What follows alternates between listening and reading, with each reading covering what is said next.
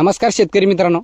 तर मित्रांनो, आजच्या या व्हिडिओमध्ये तुम्हाला सांगणार आहे जंतनाशक शेळी असो किंवा लहान पिल्लं असो त्यांची एक जंतनाशक कशा पद्धतीने करावं किंवा औषध कुठून घेतलं पाहिजे जंतनाशकचं किंवा जंतनाशकच्या टायमाला कोणकोणती काळजी घेतली पाहिजे, तर सविस्तर माहिती आपण या व्हिडिओमध्ये देणार आहे। शेवटपर्यंत व्हिडिओ नक्कीच बघा। तर बघा, काल आपण लाईव्ह आलतोय, त्याच्यात आपण सांगितलं की आपण तालुक्याच्या ठिकाणून काल एक जंतनाशकची एक आपण हे आणलेलं औषध आणलेलं आहे, आपल्याजवळ नव्हता। किंवा बघा मित्रांनो, याच्यामध्ये हे तुम्हाला परवडण्यासारखं आहे। बघा, खूप शेतकरी मित्र काय करतात, डायरेक्ट मेडिकलवर किंवा याच्यावर जातात, ते काय 100-150 रुपयाची एक बाटली मिळत असती, तर ते आपल्याला एक परवडत नाही। मी सुद्धा एक अशीच एक चुका केलेल्या आहे। पण एक बघा, करू नका असं। एक सरकारी दवाखान्यामध्ये तालुक्याच्या ठिकाणी असो, एक सरकारी दवाखाना असतोच आपले एक गाई म्हशी एक शेळ्यांसाठी, तर तिथे एक आपल्याला एक ते फ्री मिळत असते। सर्वसाधारण 10 रुपयाची जर आपण पावती फाडली तर त्याच्यामध्ये आपल्याला तिथे एक जंतनाशक जो आहे तो सुद्धा आपण विकत घेतला मेडिकलवरून, त्याच्यात आपले पैसे जास्त जात असतात। आणि हा जो आपण याच्याहून घेतला एक सर्वसाधारण सरकारी दवाखान्यातून, तर त्याच्यातून आपले एक पैसे वाचत असतात। तर दोन्ही जंतनाशक सेमच काम करतात। जंताचे जंत दोन्ही औषधं सारखंच मरत असतात। त्याच्यामध्ये काय नाही, तर फक्त एक आपला पैसा वाढीव त्याच्यामध्ये जात असतो। तर बघा, आपण एक तालुक्याच्या ठिकाणी गेलो आणि तिथून एक जंतनाशक आपण आणलाय। सर्वसाधारण आपण अर्धा लिटर जंतनाशक तिथून आणलेलं आहे। अर्धा लिटर औषध आणल्याचं एक ते आपले फक्त एक 10 रुपयात आपल्याला मिळालेलं आहे। म्हणजे एक 10 रुपयाची आपण पावती फाडली तर तेवढं आपल्याला त्याच्यामधून एक मिळत असतंय। तर मित्रांनो, तिथून जर आणलं तर तुमचे पैसे एक तेवढ्याच पैशात तुमचं एक ब्रोटॉन लिव्हर टॉनिक सुद्धा येऊ शकतंय। तर इकडे आपण एक मेडिकलवरून मागं आणायचो, तर त्याच्यामध्ये थोडा पैसा आपला जास्त जायचा। तर हे परवडतंय, तर इथून आणत चला, सरकारी दवाखान्यातून कधी फायदेशीर आहे। तर मेन मुद्दा म्हणजे आता जंतनाशक तर लहान पिल्लांचं आपण एक जंतनाशक केलेलं आहे। एकला असल्या कारणामुळे काय दाखवलं नाही तुम्हाला। तर बघा मित्रांनो, जंतनाशक एक सर्वसाधारण जे आपण आणलंय, तर तिथून आपल्याला डॉक्टर लोक सुद्धा सांगून देतात की एक 5 किलोला 1 ml, सर्वसाधारण 5 किलोला 1 ml अशाप्रमाणे तुम्ही देऊ शकता। तर तिथून संपूर्ण माहिती तिथं आपल्याला ते देत असतात की अशा पद्धतीने तुम्ही द्या। तर ते आपल्याला एक फायदेशीर आहे। मेडिकलवाले तर काय तुम्हाला सांगत नाही की आले की घेतला पैसा की चला, तर एक डॉक्टर लोक तिथे सांगून टाकतात की एक एवढं तुम्ही एक प्रमाणे एवढं तुम्ही देऊ शकता। तर बघा, सर्वात आधी एक आपण जंतनाशक कशा पद्धतीने शेळ्या असो किंवा मेंढ्या असो, गाई असो, म्हशी असो, सर्वसाधारण आता जे एक पिल्ले आहेत लहान असो, आपण बघा एक महिन्याचा एक पिल्लू झाला तर त्याच्यानंतर आपण एक त्याची फर्स्ट डिवॉर्मिंग करत असतो। आणि एक सर्वसाधारण 3 महिन्याचा जर झाला तर त्याच्यानंतर एक दुसरी, म्हणजे एक 2 महिन्यामध्ये मी गॅप ठेवत असतो। कधी कधी एक महिन्यानुसार सुद्धा मी करत असतो। ते याच्यामध्ये काय नाही।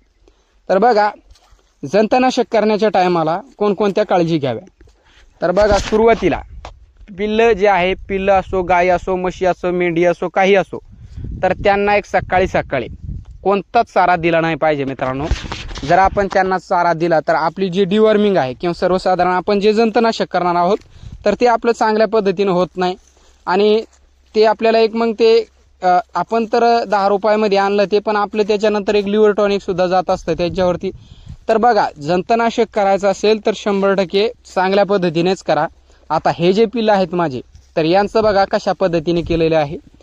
तर यांना आपण सकाळी काहीच दिलेलं नाही। आणि यांचं बघा, सर्वसाधारण एक जंतनाशक केल्याच्या नंतर मी एक 3 ते 4 तास, सर्वसाधारण 2 तास सुद्धा बेस्ट आहे, पण मी 3 ते 4 तास पुन्हा त्यांना काही खायला टाकत नसतो। खुराक असो, दूध पाजायचं असेल तर पाजत नाही मित्रांनो। बघा, दूध गीत जर आपण पाजलं तर तरी एक जंतांना थोडंसं आपण जर उपाशीपोटी त्यांना दिलं तर जे आपण जंताचं औषध दिलेलं आहे, शेळ्या असो, गाई असो, मेंढी असो, तर बघा त्यांच्या एक पोटामध्ये ते औषध एक पांगत असते। आणि त्यांच्यामुळे जे एक जंतनाशकचं औषध पोटामध्ये गेल्याच्या नंतर उपाशीपोटी पोटात काही जास्त काही नसतंय, तर तिथले जे जंत आहेत पोटातले ते मरतात। आणि आपण जर खाण्यासाठी जास्त दिलं तर मग ते जंतनाशकचं तेवढं पॉवर किंवा त्यांचं एक एवढं जंत त्याच्यामुळे मरत नसतात। तर ही गोष्ट एक एक लक्षात ठेवा. आणि दुसरा मुद्दा म्हणजे जंतनाशक केल्याच्या नंतर सर्वसाधारण 2 तास त्यांना खायला काही देऊ नका. आणि जंतनाशक उपाशीपोटीच केला तर ते एक बेस्ट राहील. आणि उपाशीपोटीच केला पाहिजे सकाळी सकाळी. आणि त्याच्यानंतर 2 तास तुम्ही काही खायला नाही दिलं पिल्लांना तर बेस्ट आहे. आपण सर्वसाधारण 4 तास काही देत नसतो, 3 तास 4 तास जसं आपल्याला वेळ मिळेल तसा. तर दुसरा म्हणजे तर काल आपण जंतनाशक सुद्धा आणलेलं आहे. आणि एक अर्धा लिटरचे 1-2 हे आणलेलं आहे की एक ब्रोटॉन, लिव्हर टॉनिक ब्रोटॉन. म्हणजे जंतनाशक जर आपण केला तर थोडंसं त्यांची एक लिव्हरवरती ट्रेस पडत असते. तर ते जंत मारण्याचं काम करत असतात मित्रांनो जंताचं औषध. तर थोडंफार त्यांच्या लिव्हरवरती थोडंसं त्याचा परिणाम होत असतो. तर त्याच्यासाठी आपण लिव्हरवरती थोडा परिणाम झाला तर ते काय होतं मित्रांनो, जे आपण पिल्लांना जे आपण चारा पाणी देतो ते कमीत कमी खात असतात. त्याच्यामुळे आपण एक लिव्हर टॉनिक त्यांना पाजत असतो सतत 7 ते 8 दिवस. सर्वसाधारण 10 दिवस सुद्धा मी पाजत असतो जशाचं. पण 8 दिवसाच्या पुढं तुमच्या एक मर्जीने तुम्ही पाजू शकता. 4-5 दिवस पाजला तरी बेस्ट आहे. पण एक मी सर्वसाधारण 8 दिवस पाजत असतो.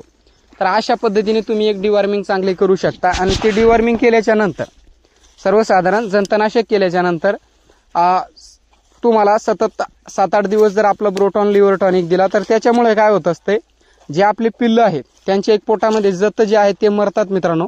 आणि त्याच्यानंतर ते औषध दिल्याच्या नंतर त्यांचं एक लिव्हरसुद्धा एक रिकवर होत असतो. आणि त्याच्यानंतर त्यांची एक जी भूक आहे, जे आपण त्यांना काही टाकलं खाण्यासाठी तर ते खाण्याचं प्रमाण थोडंसं एक वाढतं आहे. आणि खाण्याचं प्रमाण जर पिल्लांचं वाढलं किंवा इतर पशु असेल कोणी तर त्यांचं बघा दूधसुद्धा वाढतं आहे. आणि शेळ्या असेल लहान पिल्लावाले त्यांचं एक दूध वाढत असतंय. आणि पिल्लं असतील त्यांचं एक वजन वाढत असतंय. तर जास्तीत जास्त पिल्लं एक चारा खात असतात. तर अशा पद्धतीने तुम्ही तुमच्या एक शेळ्याची डिवॉर्मिंग करू शकता. किंवा सर्वसाधारण जंतनाशक तुम्ही एक अशा पद्धतीने करू शकता. तर मित्रांनो उपाशीपोटी जंतनाशक करा. आणि त्याच्यानंतर एक सतत जंतनाशक केल्याच्यानंतर लिव्हर टॉनिक पाजणं खूप गरजेचं आहे. तर अशा पद्धतीने एक तुम्ही सुद्धा एक तुमच्या एक लहान पिल्लाचं, शेळ्याचं, मेंढ्याचं एक कोणताही प्राणी असो जंतनाशक करा. तर मित्रांनो व्हिडिओ बनवण्यामागचं कारण ज्या मित्रांना कोणाला एक जंतनाशक करायचं असेल त्यांच्यासाठी हा व्हिडिओ खूप खास होणार. तर जे तरुण मित्र किंवा शेतकरी मित्र शेळीपालन करत असतील त्यांच्यापर्यंत हा व्हिडिओ जास्तीत जास्त शेअर करा. भेटूया एक अशाच व्हिडिओसोबत. व्हिडिओ पाहिल्याबद्दल मनापासून धन्यवाद.